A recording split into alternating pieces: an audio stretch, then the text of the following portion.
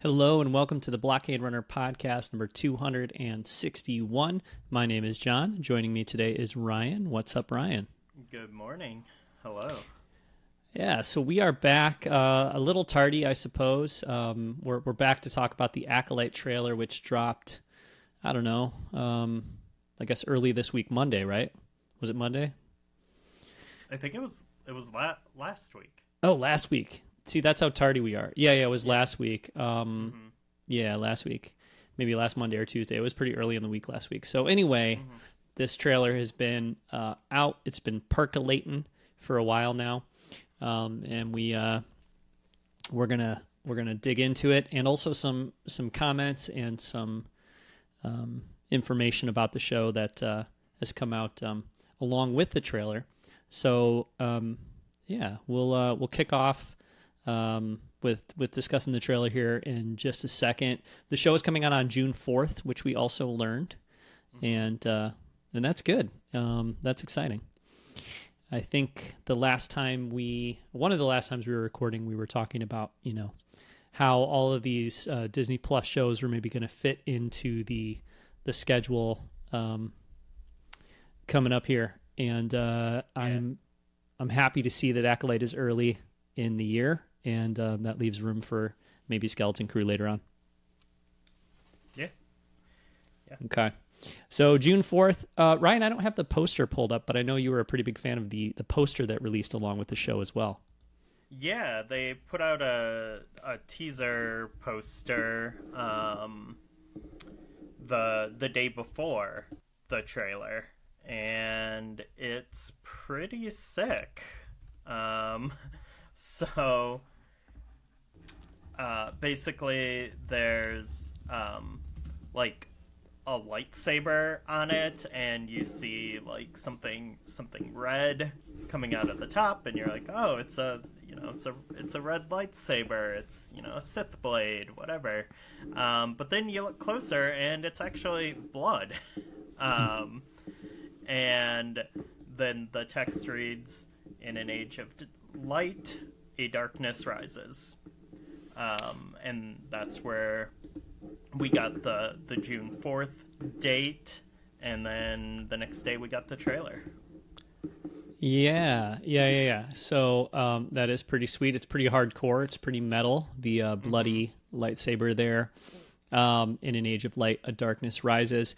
And then there was a second poster also. The one that you just described is the one I was talking about. So that was the one that, as you said, was posted the day before the trailer, announcing the trailer and the release date and all that. There's also another poster. I'm going to try to not great audio, but I'm going to try to present it. Let's see. For the video here, I don't know, is that there it is. Yeah. So this is a pretty sweet poster as well. This one may be more of I don't know, I think this one feels like more of they would put it up around town. I mean, it's not going to be in movie theaters, I guess, but like I have I haven't framed it yet and put it up, but I have an Obi-Wan Kenobi kind of teaser poster that maybe looks a little more like this, So, yeah, both cool posters. This one just kind of beautiful photography. Do we know the name of this character, Ryan? This is... I don't know if we know her character. This is Amandla Stenberg's character, right? Yeah. Okay. Yeah. Yeah, I don't remember if we know the name of the character. But... yeah, well, one way to find out, and maybe I can do a little research here as we go, there's some Black Series toys on the way from the Acolyte. And there is one of this character.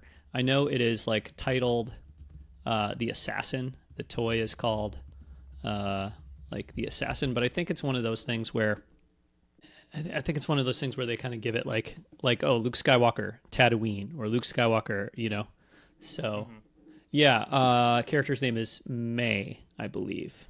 Mae. So, yeah. because there's a Black Series toy, and I don't know what. I'm looking at the Malaysian site. I don't know why, but I'm looking at the Malaysian version of the Hasbro Pulse site, and the May figure is 124 Malaysian dollars. I guess I'm not sure what the currency is there, but so probably what, like $30-$40, whatever Black Series figures cost here now. They're like $25, I guess, right? Something like that. So the standard ones are 25, I think, and then if they throw in like an extra hat or something, then they're like closer to 35 or 40. So yeah. All right. Well, what were your impressions of the trailer, Ryan?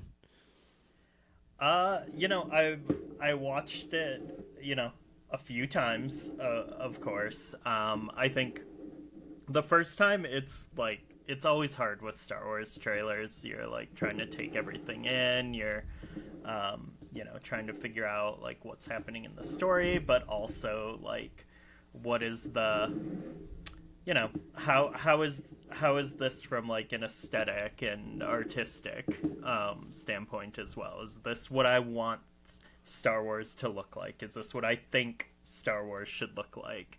You're running through all those questions in your head, and I think like the first time I watched it,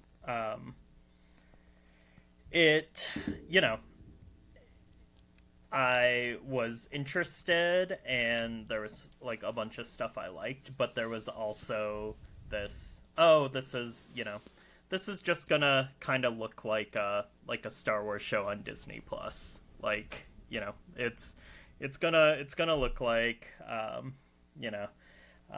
Obi-Wan or Ahsoka. Like, it's just gonna have that kind of like, if you pulled like one screenshot out, like you could trick someone into thinking it's a fan film kind of thing, because it doesn't have that real filmic cinematic look to it, and so like that was kind of disappointing initially, but then with like Obi-Wan and Ahsoka, like I don't think those look as good as a Star Wars film, or even something like Andor, but there's still shows that I really like, and there's other things to like about them, in like the story, the characters, the acting, like everything,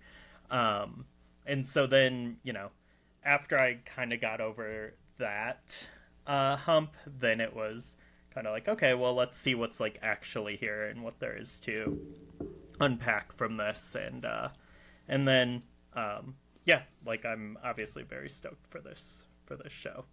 What about you? What were your initial thoughts? Well, I just want to, I don't want to immediately argue with you, Ryan. I don't want to be contradictory or, kind of shoot down. What we do. It's not that I don't think your opinion here is valid, but you said, hey, it looks like a TV show and it doesn't look quite as cool as I hoped it would. And I mean, the very first image of this trailer, I feel, is arguing back at you, because look at this dude. Look at this, like this youngling who is a youngling yet looks like maybe he's 1,000 years old and has a big, red beard that envelops his entire head. Like he's awesome. He's a race from what movie is this race in?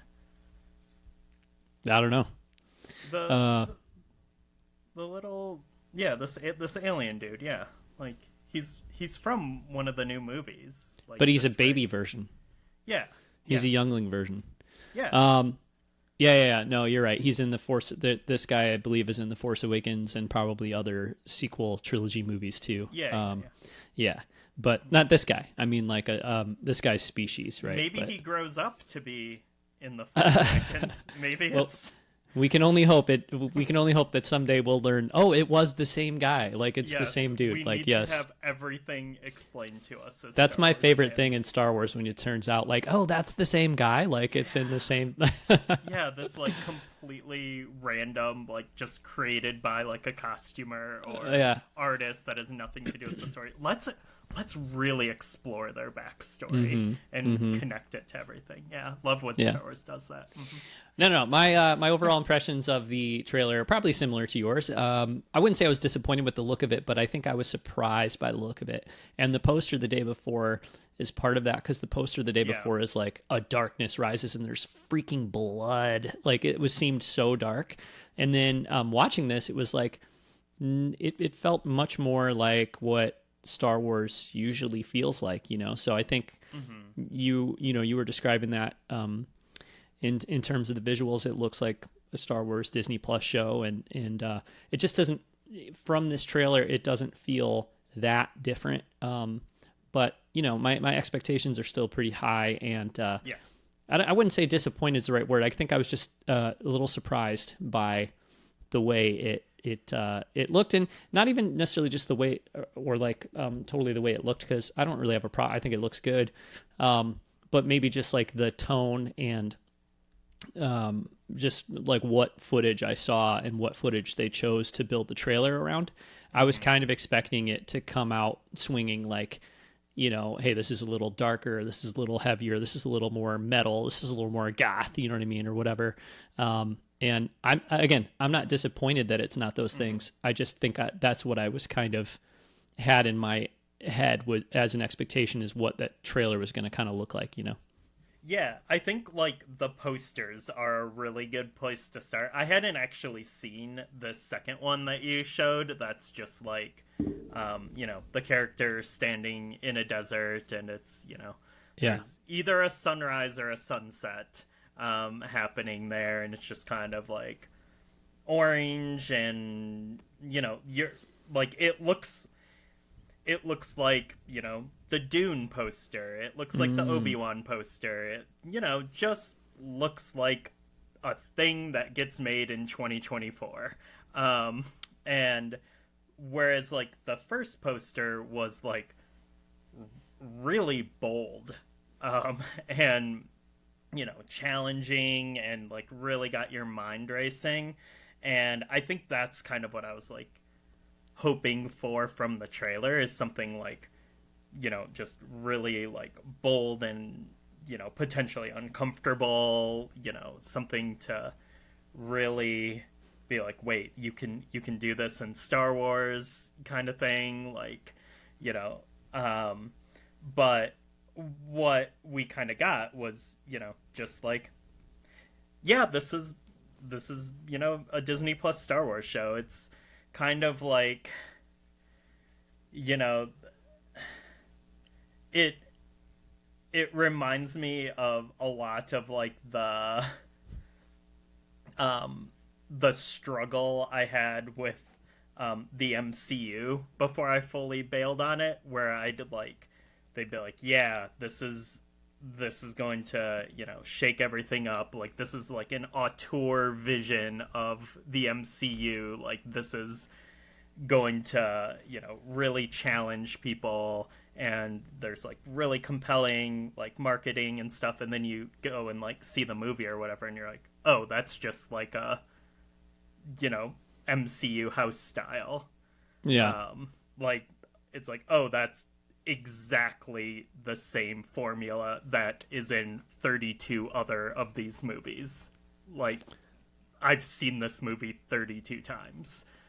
Like, and I wouldn't, like, I still think this show is going to be more than that. And, you know, even in, like, the interviews, and there's stuff that Leslye Headland says that's, like, she didn't make this trailer. Like, this was the trailer that was given to her by, you know, Disney and Lucasfilm. And, like, she's like, yeah, I like it. But the stuff that she says in the interview, I don't think is reflected in this trailer, or reflected in the type of work that she does. And I'm really hoping that this isn't a, you know, kind of the MCU situation where they like bring in these like auteur, bold, visionary directors, and then completely saw off every rough edge to just make it like, you know, this very formulaic thing. I hope that's not the case, and I think, you know, we have stuff like The Last Jedi and Andor to be like, no, you can still get like a very, you know, big vision Yeah. in a Star Wars story these days. And I hope that that is the case, but like I would even here, I would even argue Mandalorian. Mandalorian feels exceedingly Jon Favreau to me, and Ahsoka feels very, very Dave Filoni to me too. You know what I mean? I don't know enough about Deborah Chow to say like Obi-Wan Kenobi feels so Deborah Chow, but like I feel like I see their voices and their kind of authorship in those shows too. You know, as much as they're not, I don't think they're like challenging in the way that, you know, The Last Jedi or Andor are. Yeah. But I just think like I don't watch those shows and think, oh man, like Filoni and Favreau, they really wanted to like go in these bold directions and like, you know, they were told not to. I think like no, Ahsoka feels like Filoni as hell. You know what I mean? And he goes full Filoni. Yeah, and I think it's true of Mandalorian too. So, yeah. I mean, I guess Book of Boba Fett is pretty. Actually, that's true too. That That speeder race in the back lot, like all that stuff, like that's major. That's major Rodriguez stuff there too. Yeah. So. Okay. No. Yeah. I guess that makes me feel a little bit better. But I don't feel like if we're just talking about the trailer. Yeah. I don't feel like that fully comes through in the trailer. I agree. I think. I like the trailer. I think the show is going to be awesome. Yes. I think I'm so convinced the show is going to be awesome that my expectations for the trailer were pretty high, and it might have been a little underwhelming, but you know, I think that's partially like me building it up so much, and like you said, maybe only giving us a little glimpse of what the show has in store for us too. So yeah. Well, let's actually talk about the trailer because there's like tons of cool stuff. Yeah, let's watch it. Yeah. Okay. So we can like pause while we watch it, I guess, a little bit. Okay. I think you can kind of hear it, right? Can you hear it? No? No, but okay. I've watched it like 5 times, so. Okay. Well, we've got a Jedi Master here talking to these little younglings, telling them to close their eyes and trust their feelings. Mm-hmm. Your eyes can deceive you. Your eyes can deceive you. What comes to mind? Star Wars lesson right there. Yeah. Very Star Wars. Yeah. And then like, what do you see? Someone says, "I see fire." Yeah, life balance, and then I see fire. The last youngling says, right? Yeah. So, you know, that's the first 35 seconds or so, and I don't want to be like laborious, like every shot necessarily to go through, but like, let's talk about the Jedi. What we call it, the Jedi Temple, I guess, the Jedi Temple area. Yeah, where the younglings are. It seems. Yeah. I mean, it feels pretty prequely, right? It feels like it looks pretty prequely, I guess you'd say, in a good way. Yeah. For us, right? Yeah. The younglings are. I feel like this is like one of those things where it's sometimes hard for me to appreciate things in Star Wars like this because obviously we're huge prequel fans. We love seeing stuff like this. Jedi Temple on Coruscant, like that's awesome. I feel like they've gone back to this well a few times in the last few years, so like the impact is a little bit reduced here. Yeah. How about how about the robes on the Jedi Master though? I believe his name is Sol, S-O-L, which you may know means son in other languages, but I believe his name is Sol, S-O-L. And the robes are like major High Republic. I feel like it has the High Republic. Light. Yeah, light. Yeah. And this is something that Leslye Headland talks about in one of the interviews that I read, where it's like, yeah, they're all wearing, like, for the most part, they're wearing light colored robes because this is a time where the Jedi don't really need to ever get their hands dirty. Interesting. Okay. Yeah. All right. Right on. And then, like, I guess in this initial section too, there's footage of this assassin character in the purple robes, kind of making her way through various settings. We've got a very traditional Star Wars cantina with a little, I don't know, interesting alien in the middle there, sucking up some noodles out of a bowl. So we've got the Neil Scanlon, I assume Neil Scanlon creature shop up and running, and with some nice practical creatures there. So yeah, but and then like where we left off, we kind of zoom in here on Carrie-Anne Moss's character, right? Which is very cool to see. Okay. Yeah. All right. Well, let's watch a little more. Okay. So you get a little bit of a battle between Carrie-Anne Moss and the assassin character with the kind of reveal shot of the assassin there. I believe one of the things we've heard about this show is that one of the influences are like martial arts films, right? So definitely seeing some of that in the hand-to-hand combat there. Kind of cool to see a Jedi doing the hand-to-hand thing, no lightsaber, and uses the Force push there. So that's a pretty cool sequence. Yeah. They specifically the martial arts films are the wuxia genre, which is like Chinese Hong Kong style of films that really kind of came into their own in the 70s, and then like obviously people have iterated on them a lot. The Wachowskis brought in a lot of wuxia influences into The Matrix, and so seeing Carrie-Anne Moss and having this kind of like grounded but probably eventually some wired martial arts happening, makes me very happy, because I'm a fan of all that stuff too, including The Matrix. So right on. Yeah, that sounds cool. So I'm looking forward to seeing that, just because it feels like something that Star Wars hasn't really drawn from very much. So that'll be a new flavor, I think, which should be good. Yeah. And definitely this character, I mean, looks pretty striking. The one thing I'll say though is like she kind of looks like she's wearing a mask, like a COVID mask, in this shot a little bit. Like I'm just like, oh wow, okay, yeah, pandemic, like we were doing that. But I think I'm sure like seeing it more in practice in the show or whatever in context, probably won't look quite so much like that. But I think that's probably not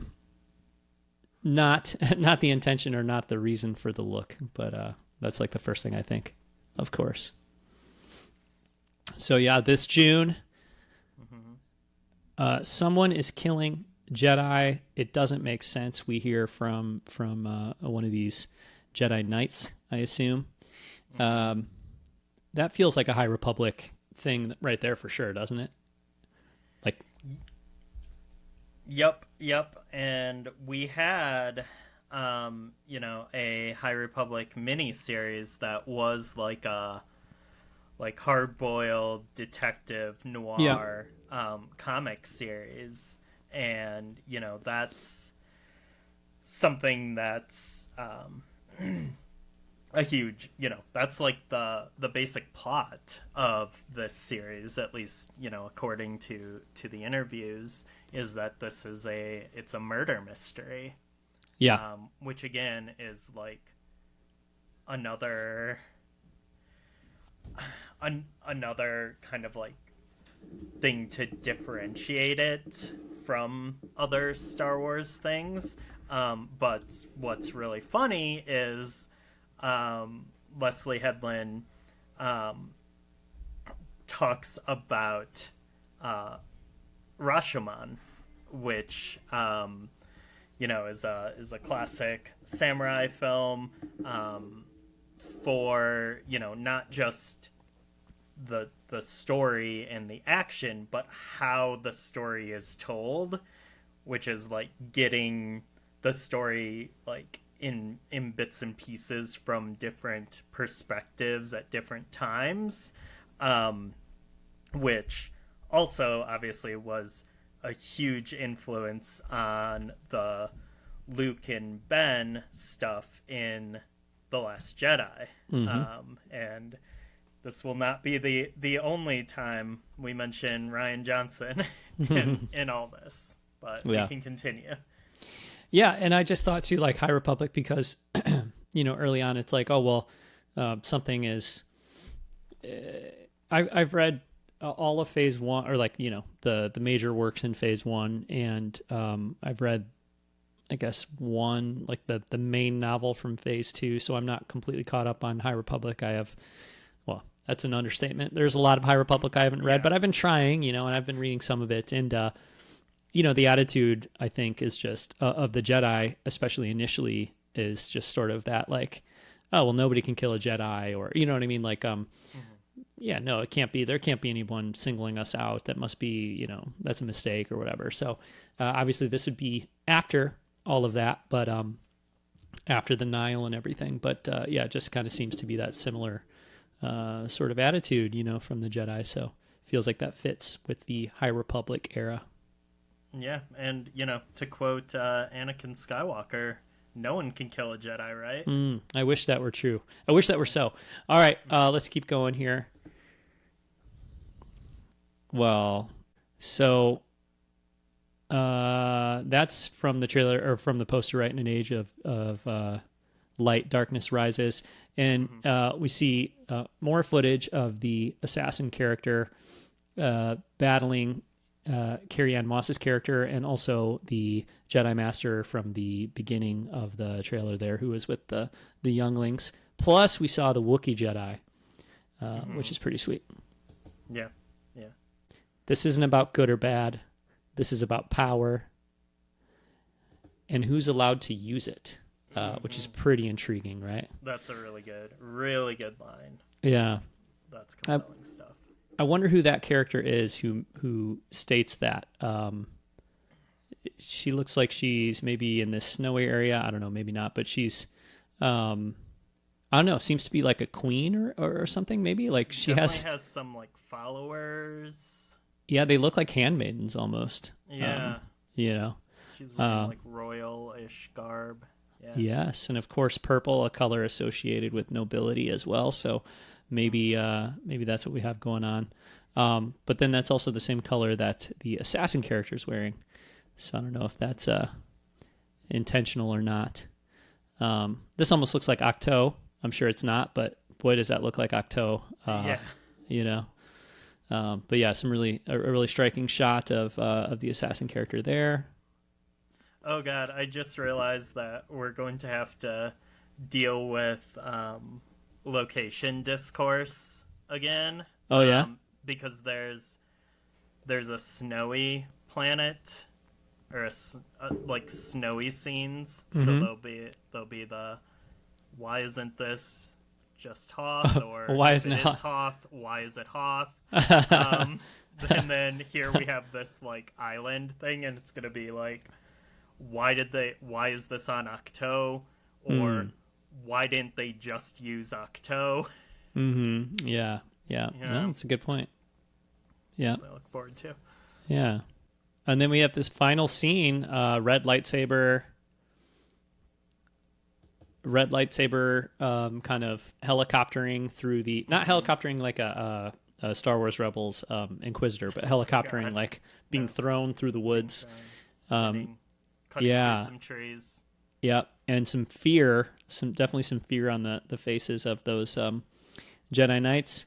And then we see a whole line, like a whole, what do you call that in a strategy game when you got people all lined up like that, a front line, line of defense, something like that. Yeah, a whole group of Jedi there lined up, couple green lightsabers, 2 yellow lightsabers and a blue lightsaber. Only one blue lightsaber for me, but still, that's cool.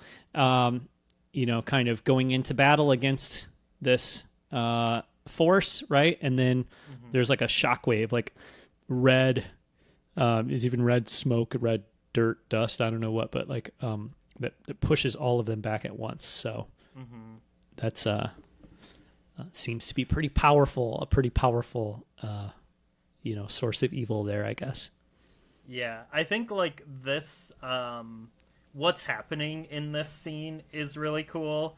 I think when they show them all lined up with the lightsabers powering on, I think that's one of those shots that does feel a little fan filmy to me. Okay. I don't know. I'm sure it's like fine in context, but I think it's I don't know. It's not my favorite thing about this. Well, you probably know that, Ryan, you specifically probably know that I, in general, don't love the concept of a whole mess of Jedi all battling together with all their lightsabers everywhere. And it calls to mind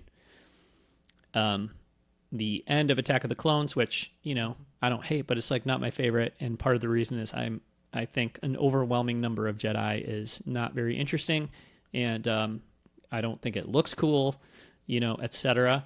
And I just think that, we've only seen a snippet here, but I think this looks much.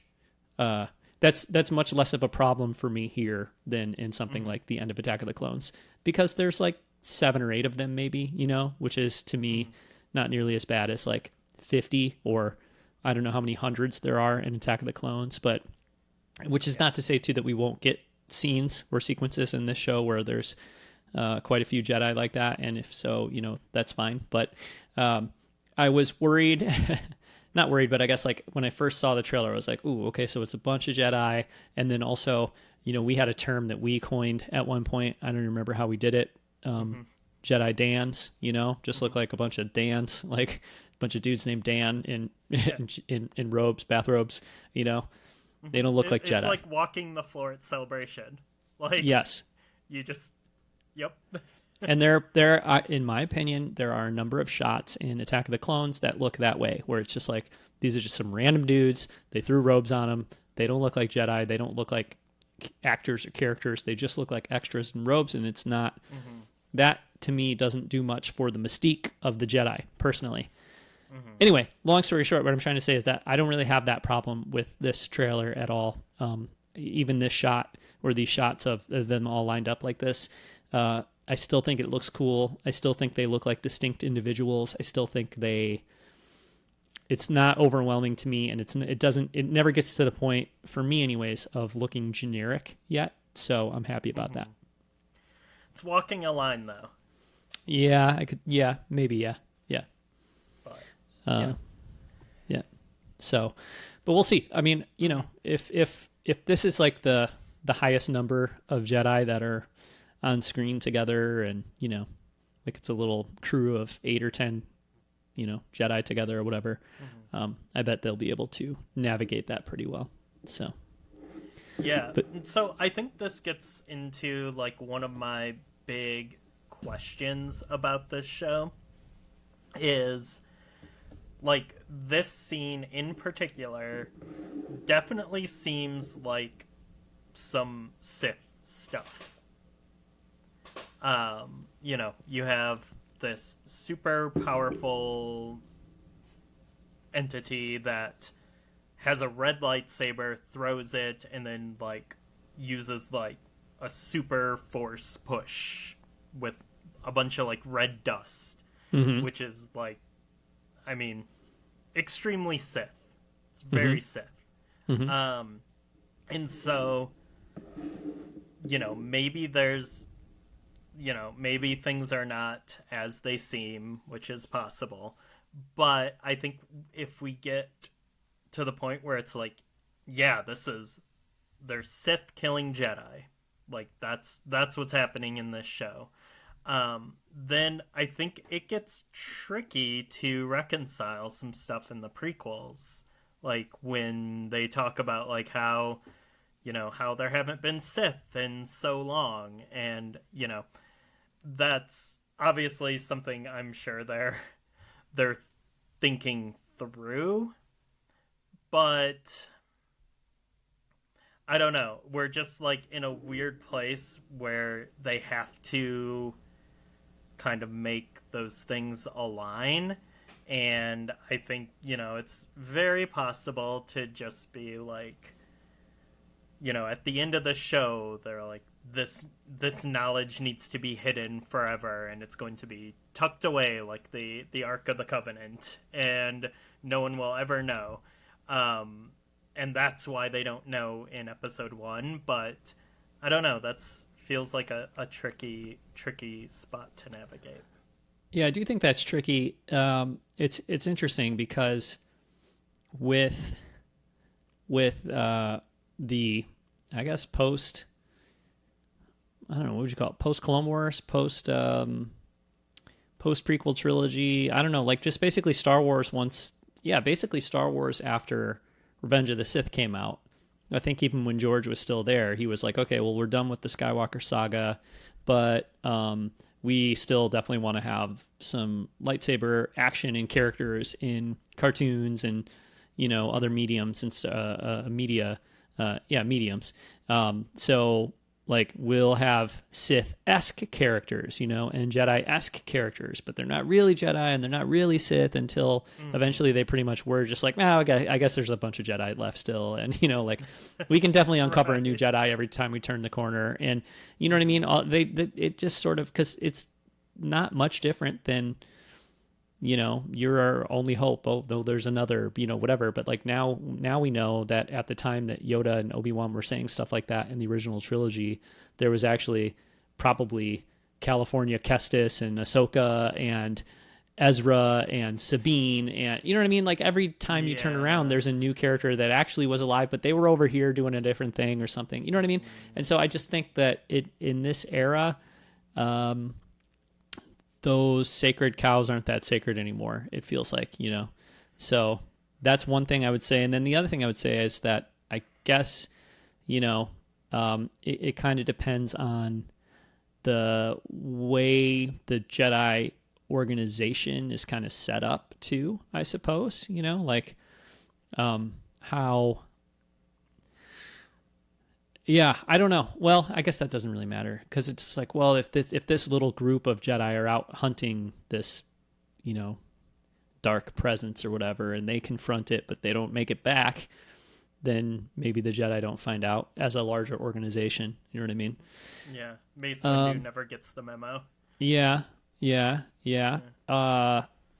then I guess, kind of one other thing is that I feel like the show is going to be about either Darth Plagueis or Darth Sidious. Well, it can't be really Darth Sidious, but like, so maybe like Darth Plagueis, or I feel like whatever Sith comes before Palpatine, whether it's a generation removed or 2 generation removed, they're going to pop up right in the show. They don't have to, but I feel like that's got to be very likely what we're going to see. Because if we're going to maintain, from the prequels, always 2 there are, no more, no less, whatever, then, I mean, what are we seeing if not an acolyte of one of those Sith? Yeah, I don't know. Like, I guess that is like I guess that's unexplored territory. I'm canon? I'm just trying to think. Like, there was probably like a Darth Plagueis book in the EU, right? There was, by James Luceno. Yes. Okay. I haven't read it, but there was by James Luceno. But that was definitely pre-canon reset or whatever we call it. Mm-hmm. So I don't think there's much of anything on the books regarding that stuff. But Otherwise, if it's not about that, then I think that you don't have to worry, because it would be kind of what I was describing earlier, which is red lightsabers and evil doers, but they're not technically Sith. So then Yoda and Mace Windu can sit around and talk about how, yeah, we haven't seen them, or Ki-Adi-Mundi can talk about how we haven't seen the Sith for a millennia or whatever, But I think your initial quandary is is logical, and that we are going to see Sith in this show. And so the question is, how much of what we see gets back to the Jedi, or how much knowledge of that does the Jedi institution retain going into the prequels? Or is Ki-Adi-Mundi just like straight up lying to Obi-Wan? Is it like, well,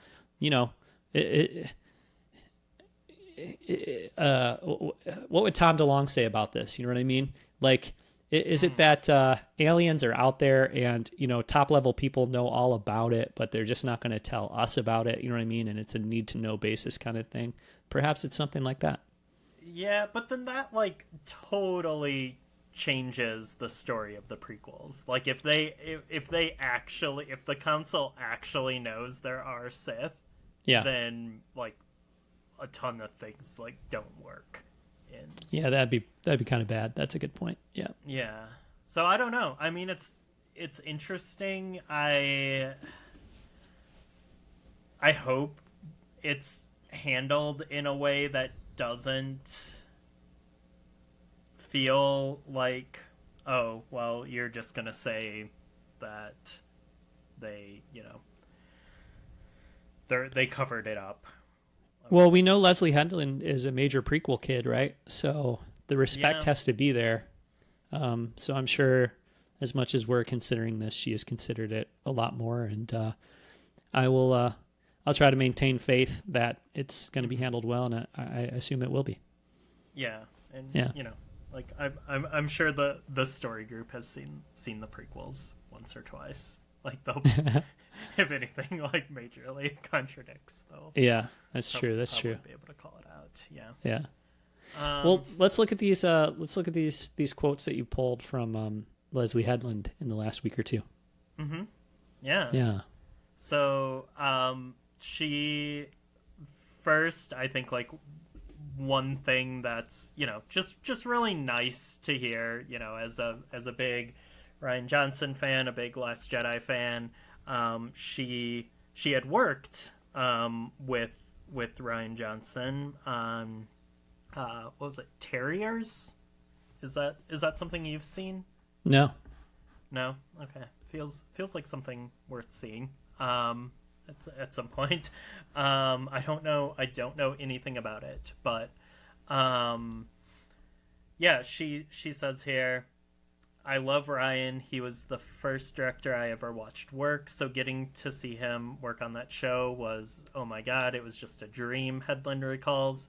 He was so kind and so quiet, and yet he was so clear about what he wanted. He never seemed stressed out, and I wish I was more like him. He's he's like the patron saint of calm directors. Wow. Nice.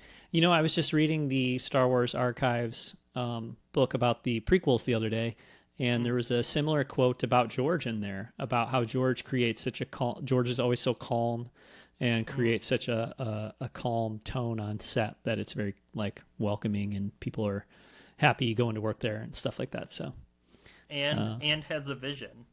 Yeah, well, he does have that. Yes, absolutely. Yeah. And I think that's something that's very, very true about both of them.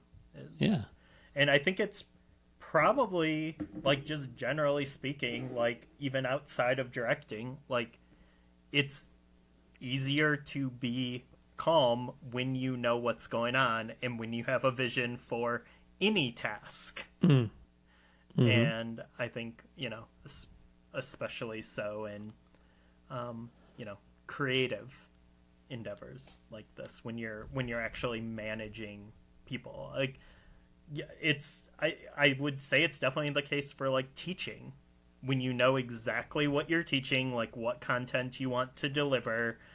It's your management style, you know what to do, it's easy to be calm in front of a class, whereas, you know, when you're just getting started, when you get like, or even being an experienced educator, like when you get thrown through a loop or something and stuff starts unraveling and you don't have, or if you're not fully prepared for a lesson, you know, it's much harder to be calm.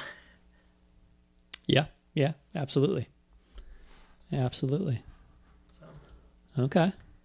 The next quote that you've pulled here is pretty compelling about institutions and how we maybe should see the Jedi. So yeah, that one reads, "The way I see Star Wars, the dynamics are either underdog versus institution or institutional threat, where it's father-son, sibling-sibling, master-apprentice, father-daughter. It's a familial dispute." So I would say that our show is more on the latter. It's more about individualized relationships. You're in the headspace of a lot of different characters. People who are good guys can be bad guys. People who are bad guys can be good guys. There's a lot of moral ambiguity, which is why Jodie Turner-Smith's line in the trailer is so important. This isn't about good or bad. This is about power and who's allowed to use it. And I believe, of course, that the Jedi are benevolent, well-intentioned institution, but they are an institution and they have amassed all the power. So the question becomes, when did that happen? And since we know where they're headed in The Phantom Menace, what went wrong, what are the cracks in that? So you definitely get the point of view of the Jedi, especially in terms of Amanda's character and trying to stop her and hunt her down. But you also get enough of Amanda's character's perspective that you can also see how both of them exist simultaneously. it's funny, this quote, because it starts with her saying, like, you know, Star Wars is typically, you know, people versus an institution, or it's like a family relationship. Like, ours is the latter, and then she goes into like all this stuff about the institution and how that's like the core of the show is, you know, the Jedi Order as an institution. So I think like the what she names here is like pretty spot on. Those, I think, just like any Star Wars story that comes to mind falls in these like categories that she names. But it does seem like, you know, I think the best Star Wars stories combine elements of all these, and I feel like from what she's describing here, that's what the Acolyte is doing as well. Yeah, and you know, I don't know, like I'm sure that this is probably not exactly what the show's about or whatever, but like her discussion of institutions, for me, it feels like, you know, with the original Star Wars trilogy, you have this institution of the Empire, right? This massive, like, they're the opposite of benevolent. They're oppressive. They're selfish, whatever. But you have this massive institution, and then, the, you know, this other perspective is to look at that and be like, wow, they have all the power and they need to be stopped or whatever. And obviously we sympathize with that perspective and the motivations behind it. And it almost sounds like she's describing, you know, in Amanda's character, you know, something similar, but like the inverse of that, or an inversion of that, where it's like, you know, looking at an institution being like, I'm on the outside looking in, they have all the power, and feeling like that needs to be stopped.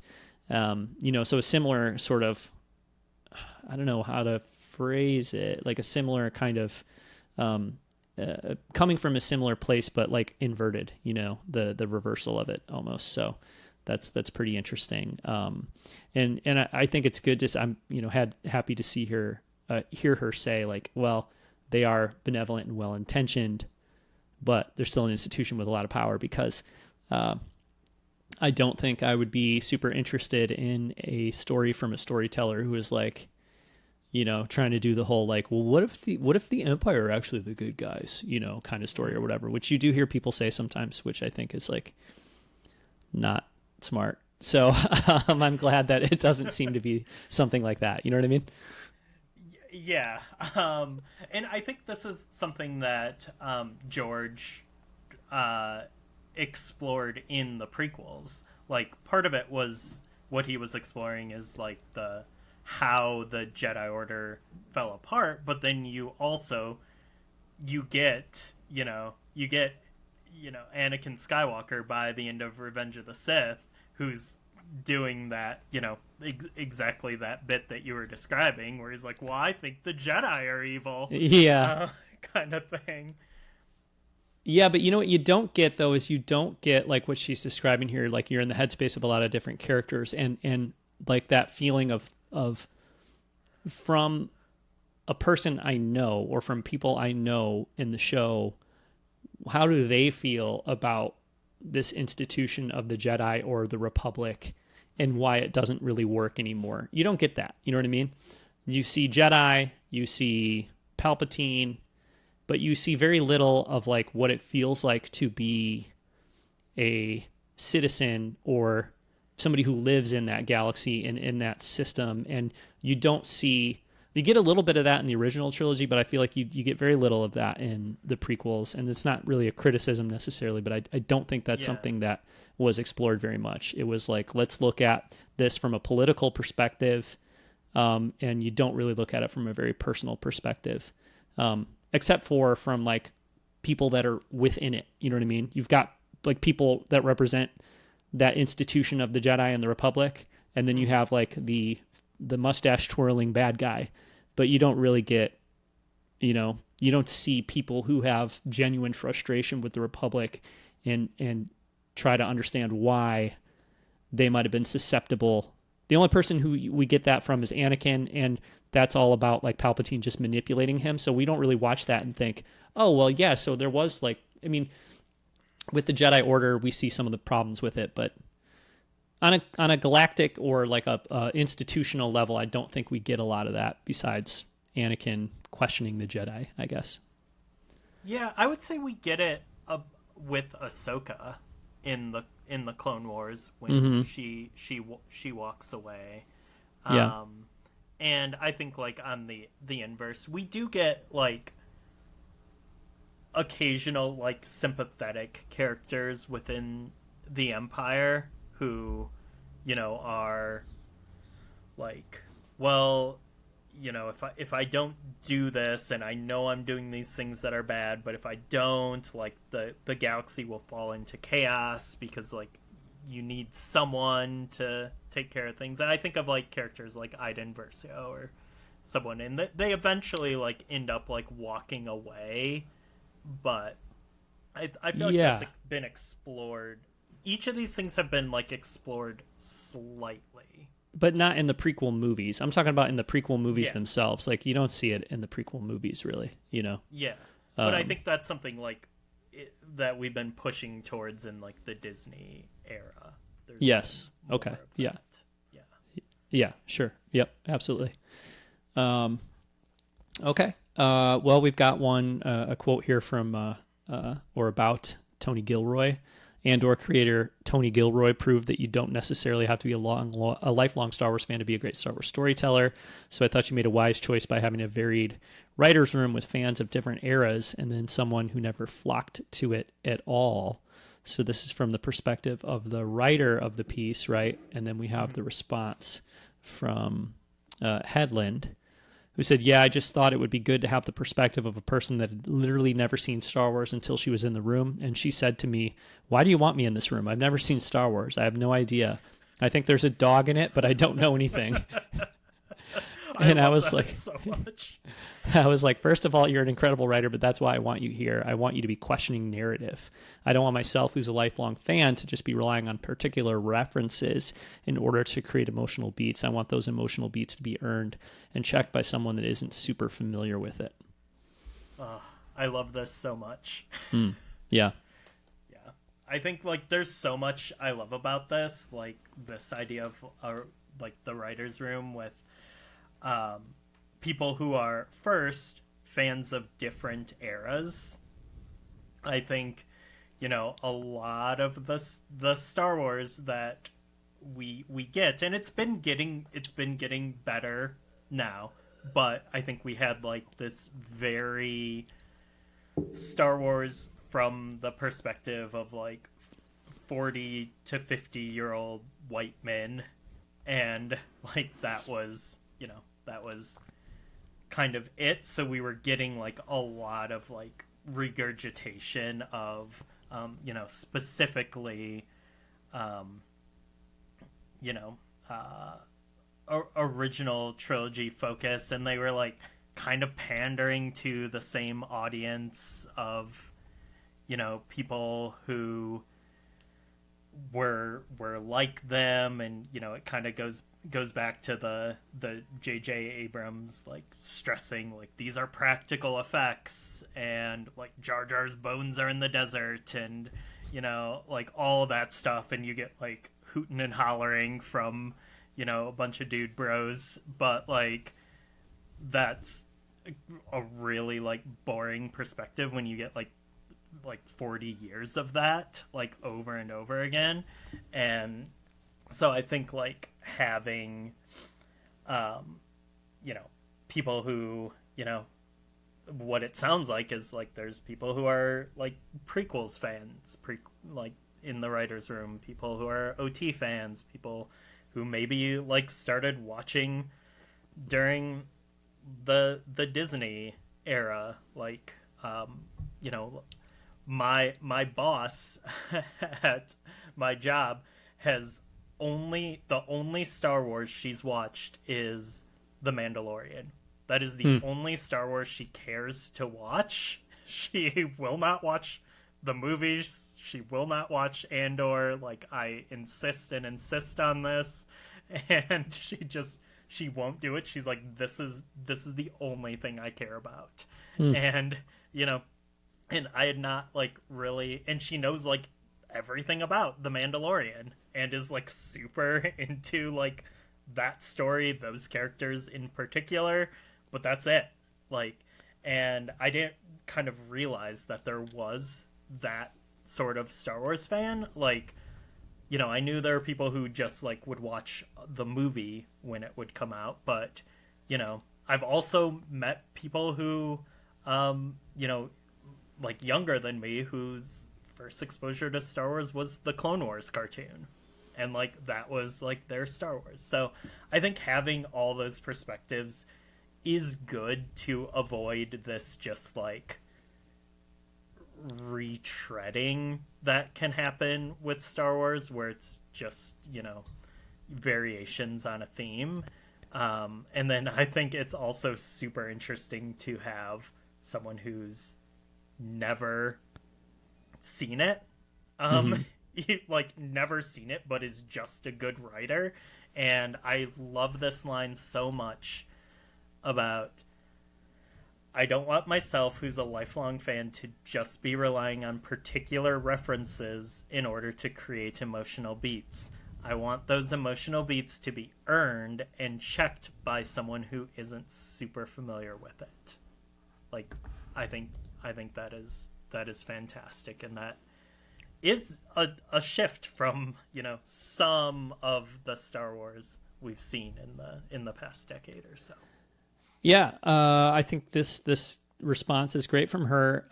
Although honestly, like to me, I think I'm responding almost more to, how do I put this? She seems like, listening to her talk, she seems to be as much of a fangirl as like Favreau or Filoni are fanboys, or J.J. Abrams.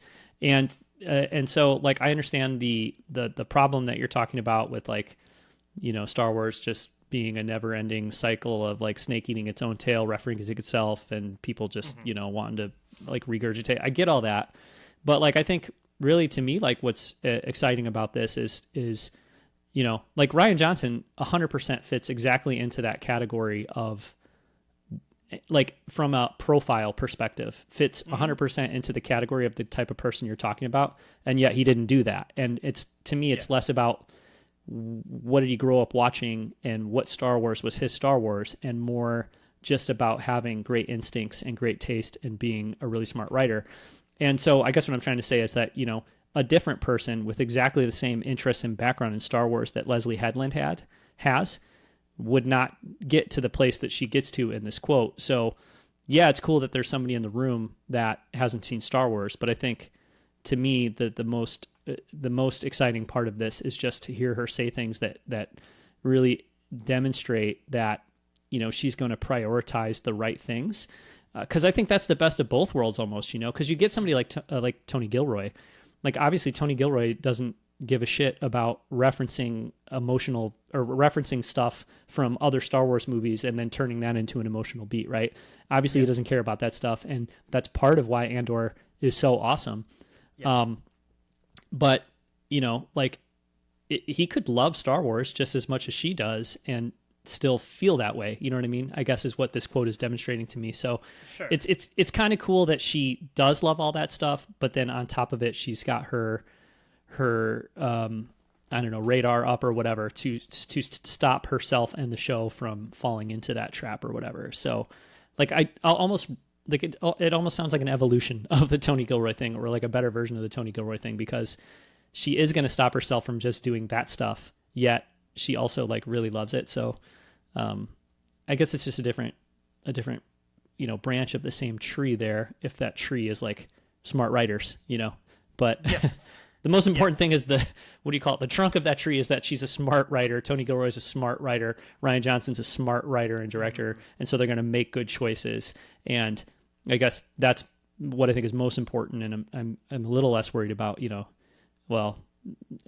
interviews, are you like, oh my God, in 1977, I was in line to see Star Wars and it blew my mind. Or Leslye Headland, in 1996, I was reading every EU novel. You know what I mean? Yeah. That's as scary as anything to me, But she seems like she has great taste, and so she's going to make great choices. Yeah, absolutely. Like, I think it kind of like goes back to something I saw. There was like a tweet or something being passed around a few years ago that's like always stuck with me, that someone was like, when George Lucas, he made Star Wars, he was, referencing his love of like war films and samurai films and Buck Rogers and all that, and now it just feels like Star Wars is referencing itself and is inspired by itself. And I think like the big takeaways I have when you look at people like Rian Johnson and Tony Gilroy and Leslye Headland here is like they are bringing in influences outside of Star Wars and in like a meaningful way, whereas like like the Rashomon stuff in The Last Jedi isn't just like hey, this is a shot from that film that we're doing. It's like, no, this is like looking deeply at the storytelling and adapting that into Star Wars. And like, Tony Gilroy like being like, this is not just like, a line from The Manchurian Candidate or something. This is like, I am looking deep into what makes like a spy thriller work and adapting that to Star Wars. And I think the same thing with Leslye Headland, like what makes like wuxia action work, what makes what's the best part of like a murder mystery story, and then like how can that work into Star Wars. And it's not just like like, hey, here's another Death Star or something. I think that's kind of the difference. Yeah. Well, I think like this kind of brings me full circle on our whole or my whole response to this this trailer for the Acolyte, which is to say, like, I have a lot of faith in the project. I have a lot of faith in Leslye Headland and the cast, and I think there are just a lot of reasons to be excited for the show. And I think the trailer is very good, but, it maybe didn't surprise me, or it didn't feel as different as I maybe thought that it would. So yeah, but that doesn't really hinder my excitement for the show. And, I will be plenty happy if the show feels a lot like other Star Wars shows, but it's just like really well written and really, really well executed. It doesn't have to look super different to me. It doesn't have to be like, oh my God, I've never seen a Star Wars show like this, because that's the thing about The Last Jedi, if we want to use that as an example, it follows the template, the style guide of a Skywalker saga movie, very closely. But it's done in such a smart way that it still feels fresh. And, I don't think it looks particularly different from other Star Wars movies. I don't think stylistically it's particularly different from other Star Wars movies. I just think it's really, really smart and really, really well executed. And so, the show still may end up feeling really different or looking really different or any of those things. And that's cool too. But, even if it really does look and feel a lot like other Disney Plus Star Wars shows, I think as long as it's really smartly executed and a really compelling idea, which it seems like it will be, that is going to be A-okay with me. Yeah. I'm very, very hopeful, very, very excited for it.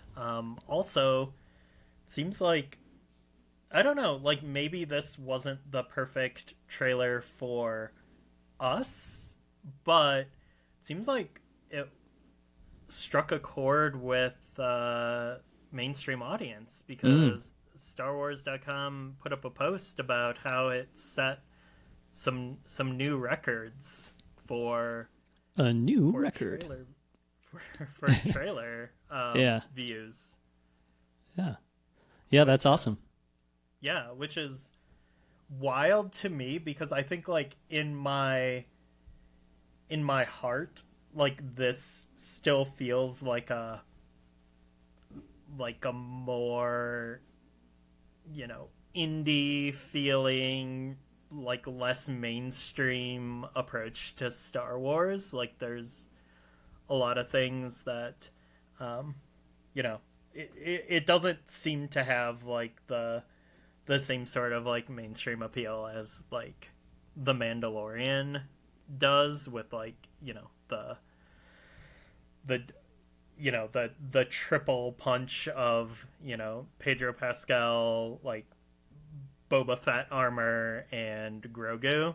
Like it doesn't, those are the it's so like, it's just so much mainstream appeal, whereas this is like, okay, well this is set in the time period that, well, there's like 17 novels and 132 issues of comics that you can check out to learn more about the setting, and also it's like directly tied into those prequel movies that you hate. And like it's from it's this like super diverse cast, and it's from the director of Russian Doll, which is the show you never watched, and like it just, all of it, like it doesn't seem like it would have that mainstream buzz, but, and also like there is like this ongoing narrative that like, oh, Star Wars is on the decline. It's it's been on the decline since Solo. It's been on the decline since that last season of Mandalorian. It's been on the decline since Ahsoka was too woke, or all this stuff, and like but obviously like none of that is the case. Like people are hungry for new Star Wars. People are hungry for like really compelling, strange Star Wars with diverse casting creators, and I don't know, that just makes me very happy. Yeah, absolutely. Definitely encouraging. And the numbers on the trailer, and the show's gonna be coming out in the summertime.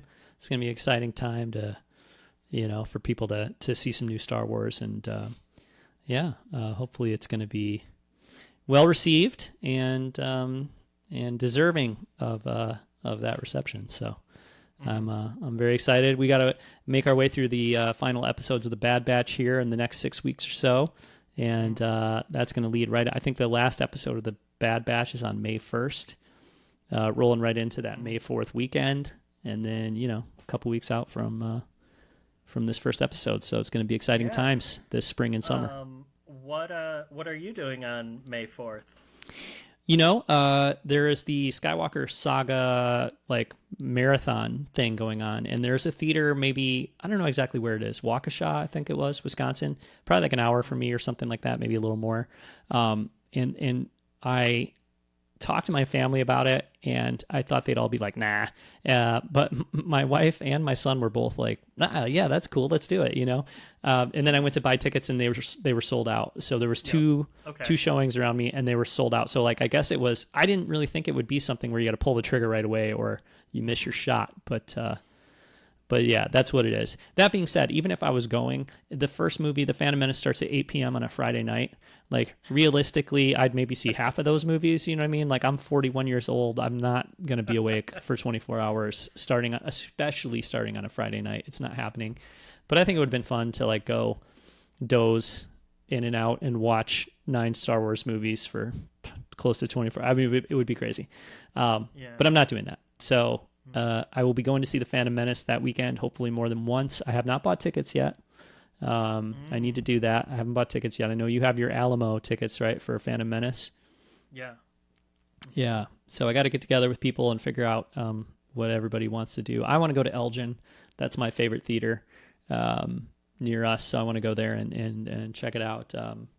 But I'll hopefully go at least a couple times that weekend to the Phantom Menace, and that'll be my May 4th. What about you? Yeah, got my Alamo tickets for the Phantom Menace. Mm-hmm. Seeing it first showing, 11 a.m. on May 4th. Nice. So that's the first one that we have at Alamo. Very excited to see what they do for the pre-show.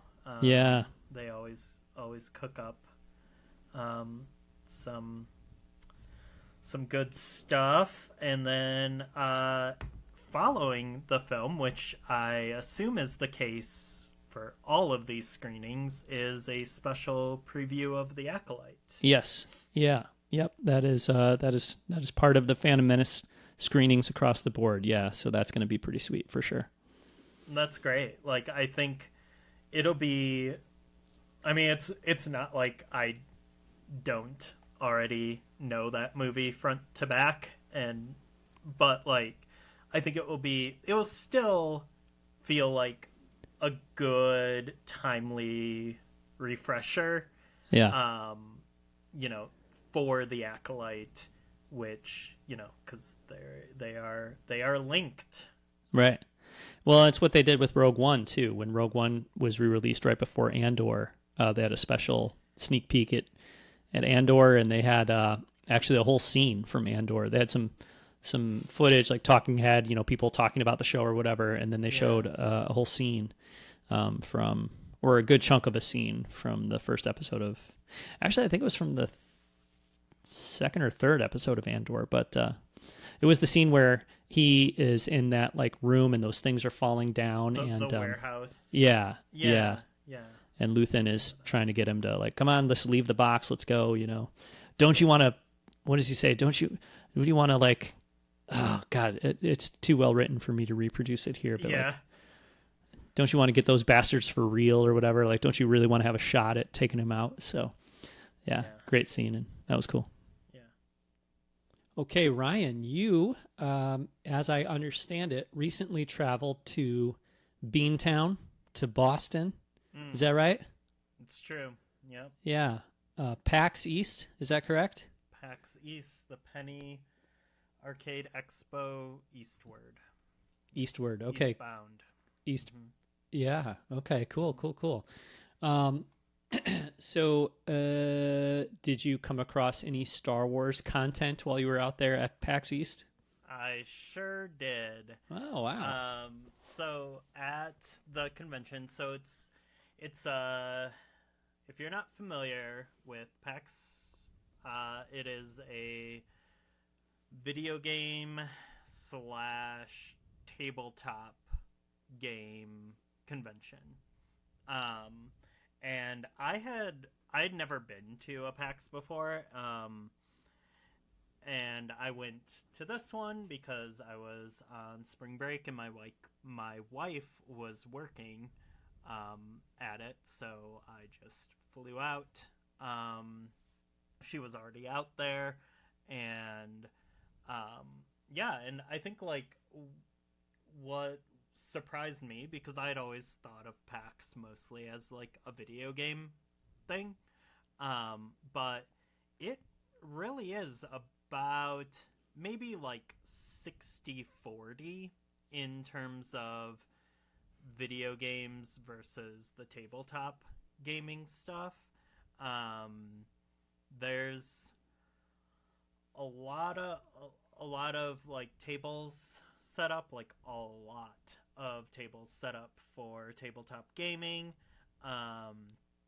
And then there's, a lot of booths of vendors selling their games, but also like a lot of like creators of tabletop gaming and stuff there. And one of the booths, the one that caught my eye, was like it was a whole area really, and that was Fantasy Flight Games, and their booth for Star Wars Unlimited, which is a new collectible card game from them.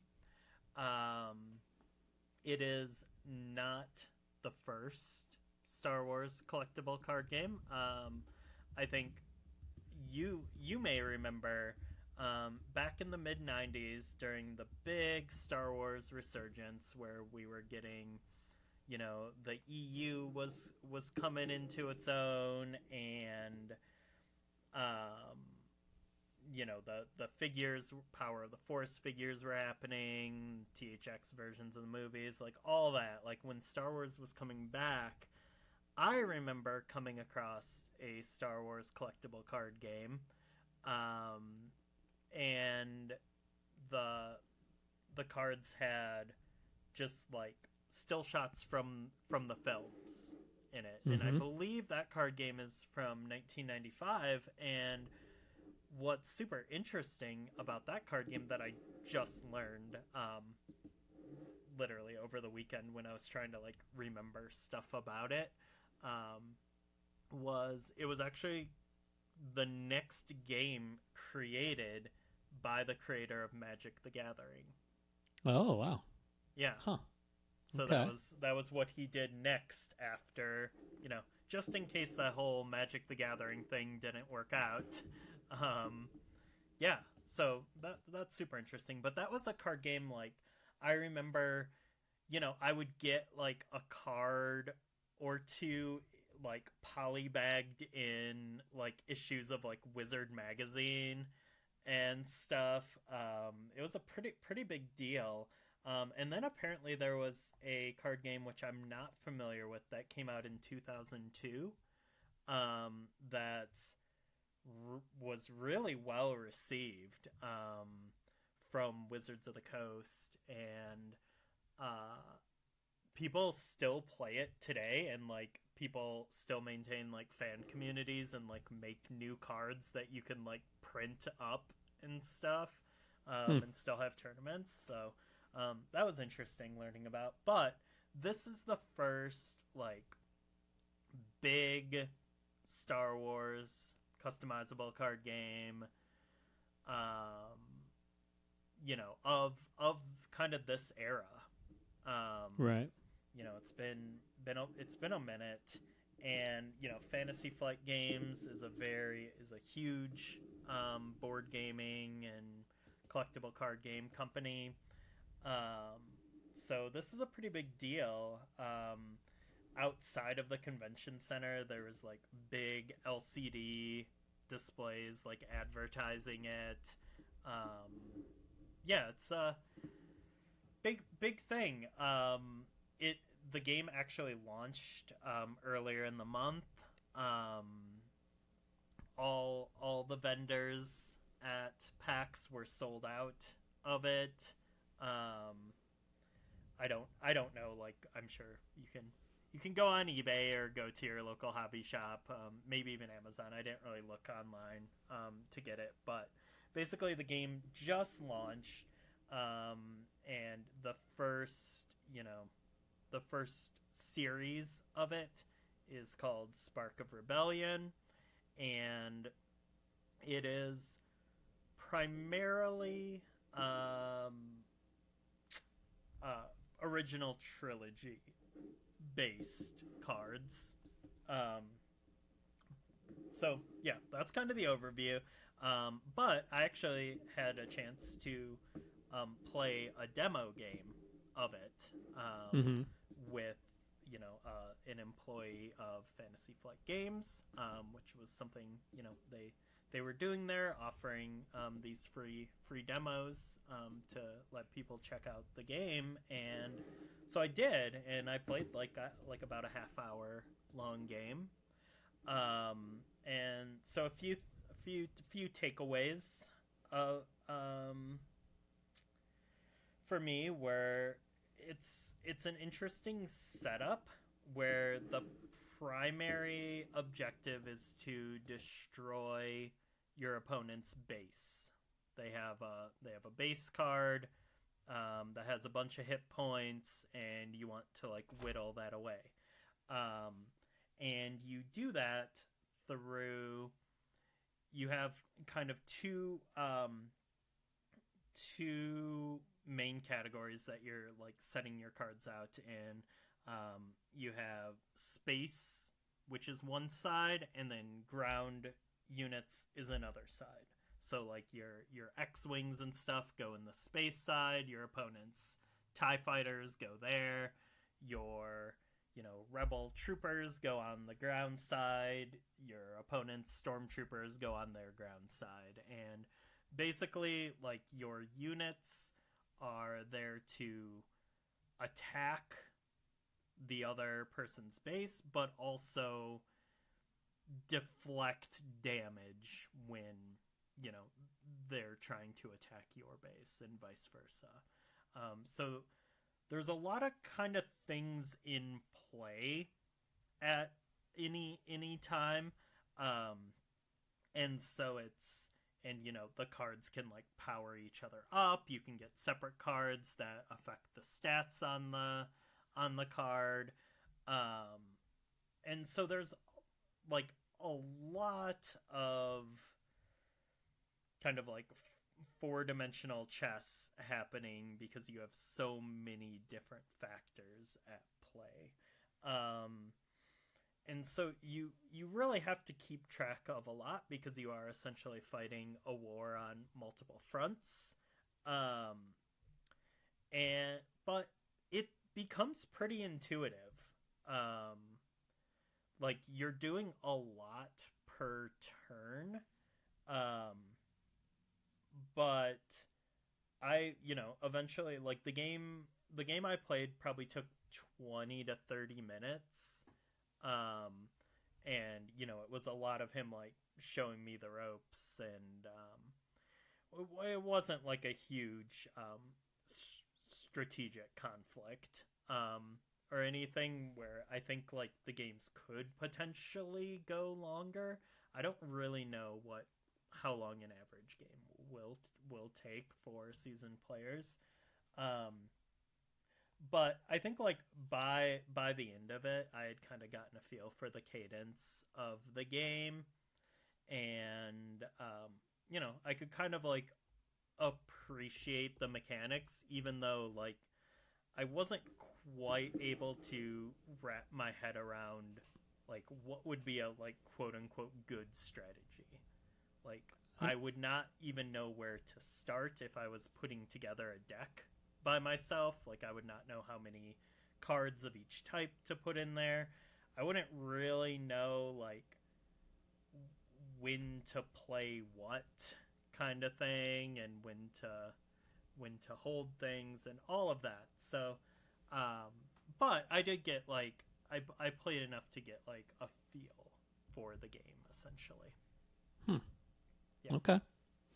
Yeah, I've been reading a little bit about it on the site, which is StarWarsUnlimited.com, and yeah, I sort of understand what I'm reading, but I've never played a collectible card game. Or is that what this is? A collectible card game? Yeah, I never played one, so it's slightly, some of the jargon is not super familiar to me. It says here the most common way of playing Star Wars Unlimited is to build a deck using cards from your own collection, test your skills against other players, and with a player count of 2, the time per game would be about 20 minutes. Okay. So, yeah. But then there's other types of play that are listed here, like draft play and sealed play, which that's like more for tournaments and stuff, I guess, right? Yeah, that's when you go to your local comic or hobby shop and you pay your $25 and they give you a deck right there on the spot and you play against other people. Yeah, so those say they would take more like 2 to 3 hours to play. So yeah, but more people playing and all that kind of stuff, right? Yeah.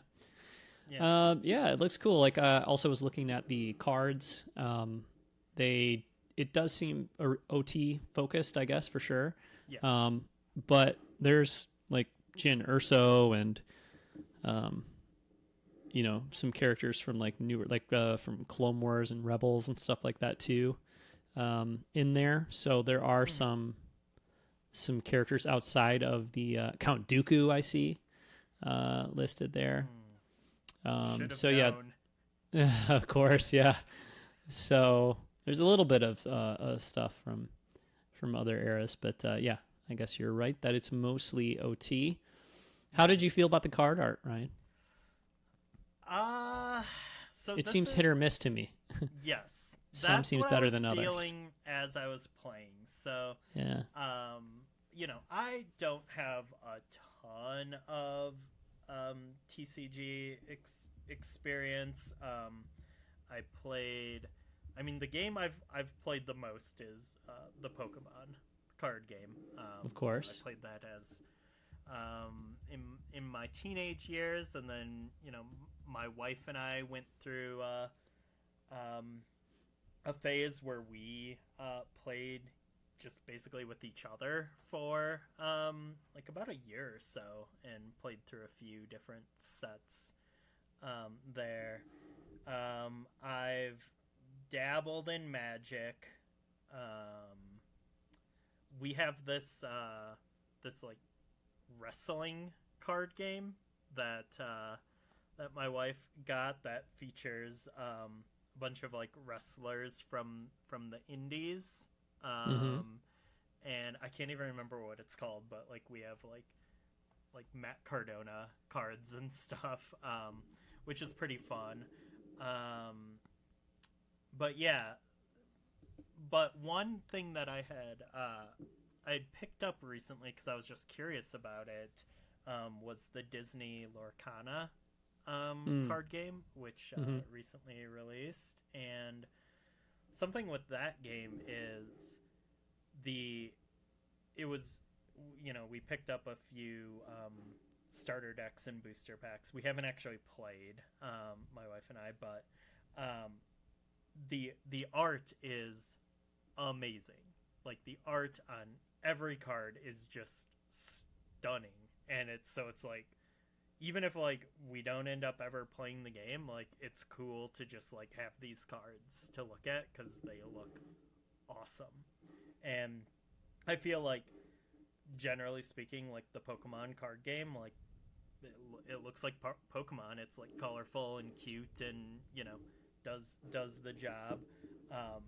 Magic has just wildly intricate, like top of the line fantasy art there. That's like, wow, any of these cards like you could like frame and like hang up if you had like a print of them, kind of thing. And I don't feel that way about Star Wars Unlimited.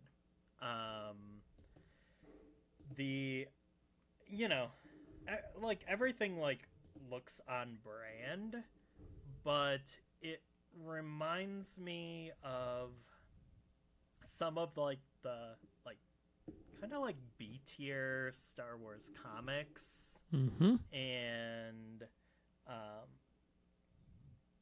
stuff you would maybe get in like a children's book kind of thing, where it's like, yeah, these are not like your Phil Notos and your like top Star Wars artists here. Yeah, and I think it's like, you could say like the art is whatever. It's it's all about the game and the strategy, and who cares what the picture is on the card. It's what the text is and everything. But I think it's also worth noting these cards are expensive as hell. Like, Yeah. like, I mean, just like a starter deck is like $20. You need 2 of those. You're gonna need booster packs, which are like $5 to $10 a piece. If you really want to like hone your deck, you're gonna have to buy cards individually, and cards can run from $5 to hundreds of dollars. Like, you're spending, if you're really getting into this and buying into this, you're spending a lot of money. So I think it's like fair to want really good art on the cards. Like, I think of Magic cards in particular, which range in tens of thousands of dollars, and Yeah. but they do feel like they have this like really premium, like high quality, like artistic feel, where you're like, yeah, I guess that card's worth $5,000. I don't know. And they really just they feel epic, and really classical, like painterly, just super high quality, essentially. Yeah. Whereas like these cards don't have that feeling. They don't have a premium feel in the art, and that's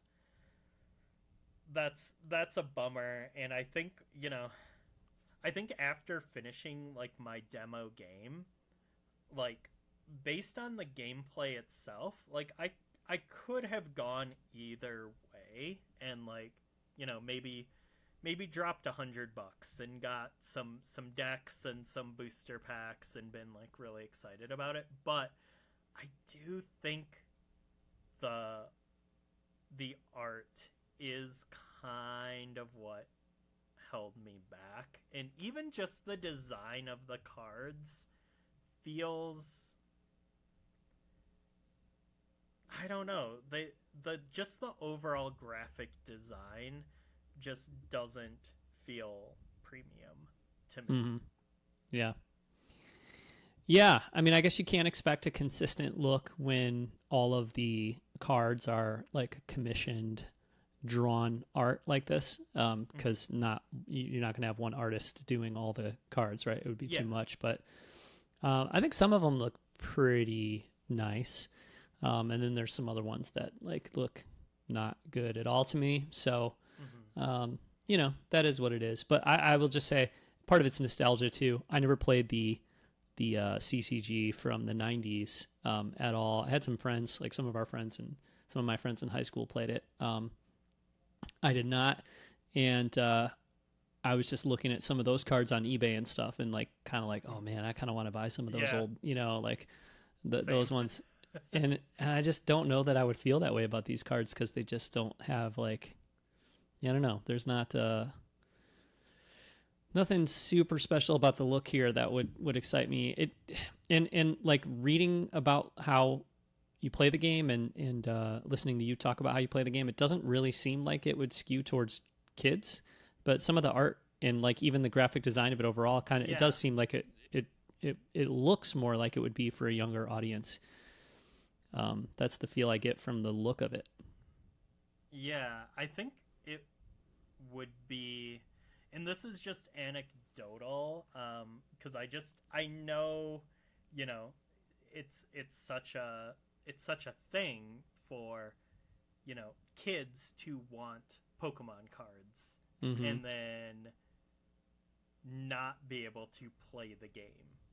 Like they're Yeah. like kids, you know, from, you know, elementary school to middle school, you know, and will collect Pokemon cards and want them, but like never play the game and not really understand or have the patience for it, Yeah. when given the opportunity. Like, obviously, that is not the case for all kids, but just generally speaking, as being someone who, you know, works in schools and, you know, has a lot of friends whose kids end up having like geeky interests.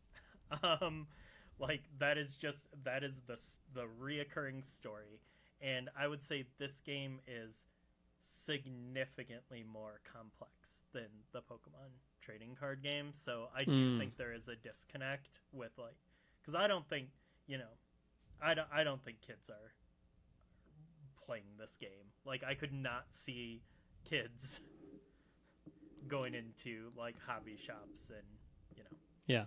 collecting these cards and wanting to play the game. Like, obviously there's going to be some.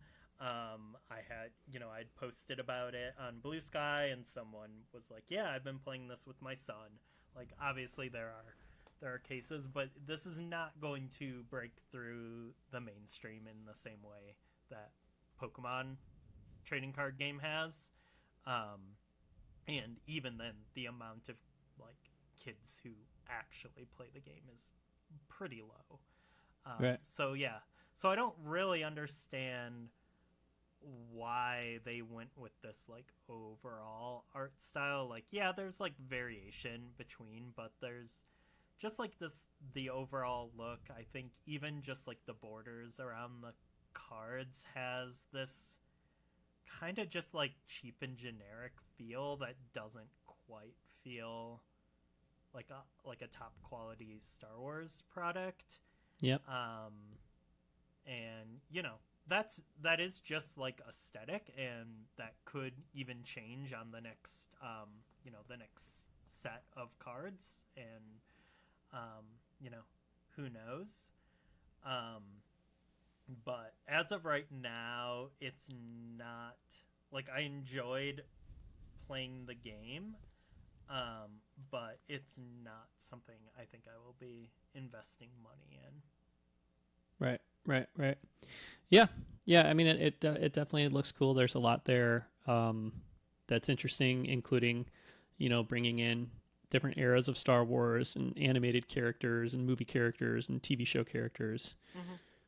Although I don't know if there's any TV show characters, but yeah, you know what I mean, that kind of stuff. And obviously there's the opportunity for more of that going forward, right? Because this is just the first, I don't know what you call it, like first set or first series or, you know, whatever. So, yeah, I mean, it seems cool. I, you know, like I said already, I've never even played a game like this, so I'm not exactly the audience for it, but it does look pretty interesting. And I guess, you know, what we've been talking about, like the complexity of it or like the difficulty of it or whatever, that's probably a draw for a lot of people, right? Like if you're going to invest all this money in the game, you don't want it to be something, you know, like simple and that you're going to master in right away or whatever, right? So for the sake of the longevity of the game, it's probably good that there's a level of complexity to it too, right? Yeah, I think like something I was just kind of like wondering when I was at PAX is like they had, you know, in the gaming area they had tables set up where people were playing Magic. Funny story. So Larian Games, their European developer, they made the Divinity games, and most recently they made Baldur's Gate 3. Which, you know, racked up tons of like Game of the Year awards and stuff last year. It's a phenomenal game. They had a huge booth. It was literally a castle. And so they had a massive presence. It was the first thing you saw when you like walked into the show floor. It was awesome. But Lindsay was telling me that when she would come in 2 or 3 hours before the show opened every day. I only did that on one of the days, but she was telling me that when she would get there, 2 hours before the show would open, all of the Larian staff were there at their booth at the tables playing Magic with each other every morning. They would have like a morning games of Magic, which is just kind of like a fun story. But I was thinking about that when I was like walking around the show floor. Like they have these tables like, okay, this is where people are playing Lorcana. This is where people are playing Magic. And I was kind of like wondering, because there's also like an area for Pokemon. But I was wondering, like, because there are people selling all different kinds of collectible card games, and I'm just like wondering, it's such like a huge commitment and investment to get into this stuff, and a lot of times, like, like I think Pokemon and Magic are like the games that are just like eternal. But like everything else just kind of seems to like come and go, and it's always like, well, Disney's doing their game now, like, hope for the best. And people are like have to make this hard decision, like, do I spend hundreds of dollars on this thing like at launch, because like if I don't, these cards are going to go out of print, and then they're going to be thousands of dollars in a couple of years from now, and like all this stuff. And I just wonder, it does feel like such a niche thing. Like I wonder how many of these card games the market can support. Yeah And so I was like, I wonder that with like the Disney Lorcana, and I really wonder with this like Star Wars game, like, are there enough people who are Star Wars fans that also like collectible card games that are going to be willing to like buy into this, and make it sustainable for a decade? Or is it going to be the case of the previous Star Wars collectible card games that last a couple years, and then they just stop making them and people stop playing them, and there's not official tournaments by the companies anymore and stuff. So I do wonder, like, I think it'll be interesting to kind of see, because it seems like for most people you probably can't afford to invest in more than one of these games for like a lifetime, essentially. Sure. So yeah, I wish them the best. Like, people were at the booth were nice, and it's a good game. It doesn't have a ton of appeal to me, but be interesting to see how it plays out. Cool. Any other Star Wars stuff at PAX, or was that the primary thing? I did make a purchase from the limited run booth. I bought the Switch version of The Force Unleashed in the special THX VHS packaging, which is a convention exclusive, and could not pass that up. So I did buy that, and I played it a little bit. It's a really interesting game because it's the Switch HD version of the Wii version of the game, which is a unique game compared to like the PC and Xbox 360 and PS3 version of the game. So it is an upscaled 16:9 version of the Wii game, for better or worse. And you can use the Joy-Con for the motion controls and everything. So it's a unique game. It's available far cheaper to just like buy it digitally on the eShop versus this ridiculous edition that I bought. But it's a cool thing to have in the collection. But I think that was about it for Star Wars at PAX. Cool. Alrighty, well, we better wrap the show up there, Ryan. So, thanks so much for listening or watching. We'll be back soon with another episode of the podcast sometime in April. And, until then, you can find everything we've done at blockaderunnerpodcast.com. If you want to message the show, you can email us, blockaderunnerpodcast@gmail.com, or follow the show on Blue Sky. Follow Ryan on Blue Sky at Standard Definition Gaming. Okay. All right. Very good. So, thanks again for watching or listening, and we'll be back soon with another episode of the Blockade Runner Podcast.